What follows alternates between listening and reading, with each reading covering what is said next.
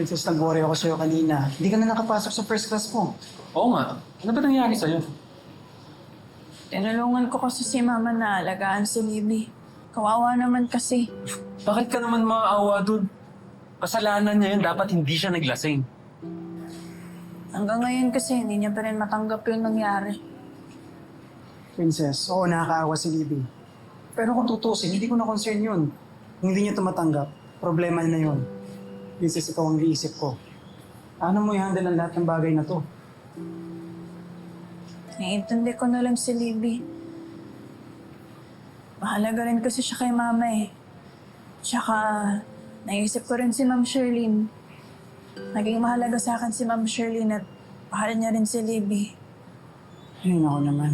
Ikaw patuloy yung naiipit. Ayoko pa naman nalulungkot ka, Princess. Huwag kong intindihin. Marami na akong hirap na pinagdaanan sa buhay, Xavier. Kahit bata pa ako, maaga kong natutunan na kung minsan, yung magagandang bagay may kabayaran. Lahat ng tagumpay, may pagsubok muna. Princess, willing naman akong pagdaan ng lahat. Basta ang mahalaga ngayon, magkasama tayo. Masaya tayo. Oo, masaya tayo at siguro, pwede na yon kapalit ng mga paghihirap.